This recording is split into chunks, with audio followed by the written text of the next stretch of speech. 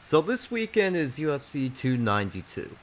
I'm gonna start with Andre Perovsky versus Gerald Mearshart at middleweight. Andre Perovsky has a career record of 9-1. In his last three fights, he beat Yong Song Hu by third round submission. He beat Nick Maximov by first round technical submission. And in his last fight, he beat Wellington Turman by unanimous decision. While Gerald Mearshart has a career record of 35-16. In his last three fights, he lost to Krzysztof Jotko by unanimous decision. He beat Bruno Silva by third round submission. And in his last fight, he lost to Joseph Fryer by first round TKO. Mearshart has a tendency to end hype trains in the middleweight division. Even with that, I'm going to pick Andre Perovsky by second round submission. Another interesting prelim fight will be Chris Wyman versus Brad Tavares at middleweight. Chris Wyman has a career record of 15-6. In his last three fights, he lost to Dominic Reyes by first round knockout. He beat Omar Akhmedov by unanimous decision. And in his last fight, Wyman lost to Uriah Hall by first round TKO. Well, Brad Tavares has a career record of 19-8.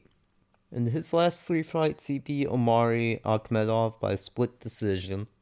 Then he lost to Dricus du Plessis by unanimous decision. And in his last fight, he lost to Bruno Silva by first round TKO. I'm going to pick Chris Wyman in this fight by decision. The next fight will be Marlon Vera versus Pedro Munoz at bantamweight. Marlon Vera has a career record of 20-8 with one draw, and is currently ranked 6th.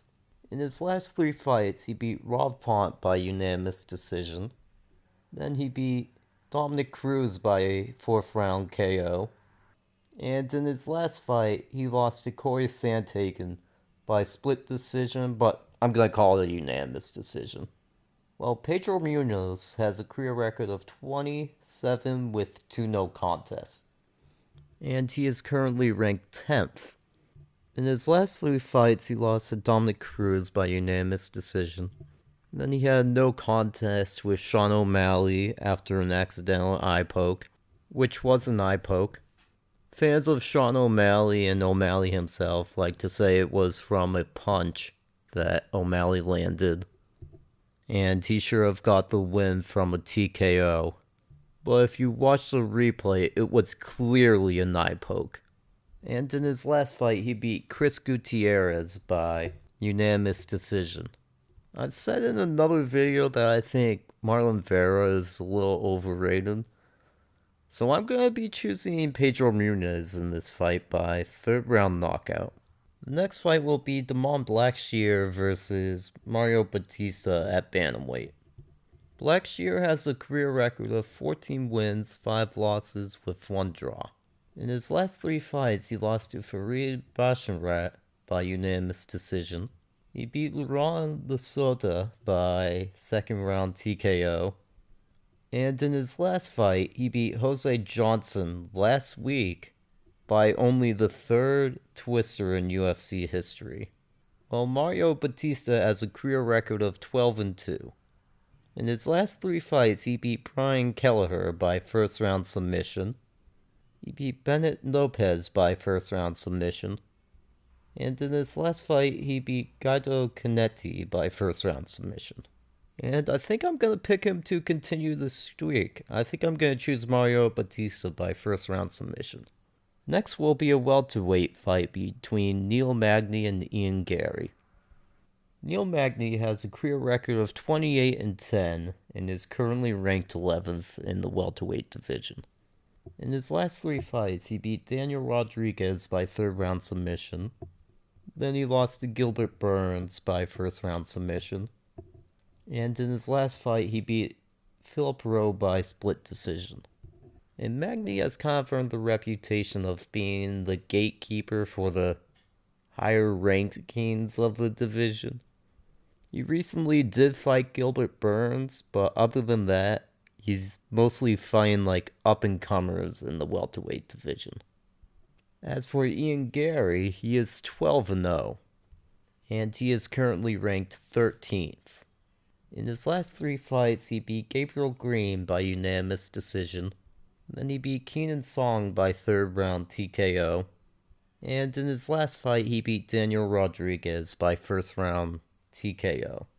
I think Ian Gary will stay undefeated and win this fight by decision. The co-main event will be Weili Zhang versus Amanda Lemos for the women's strawweight title. Weili has a career record of 23-3. In her last 3 fights, she lost to Rose Namajunas by split decision for the strawweight title.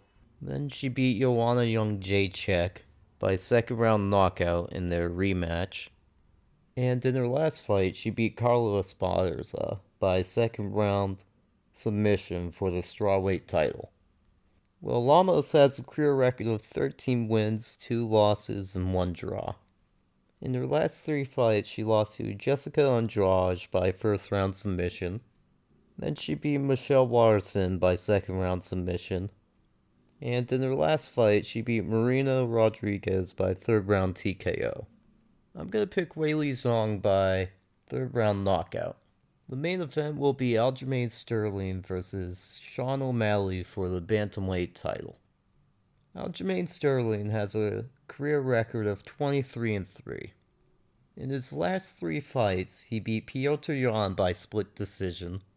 Then he beat TJ Dillashaw by second round TKO.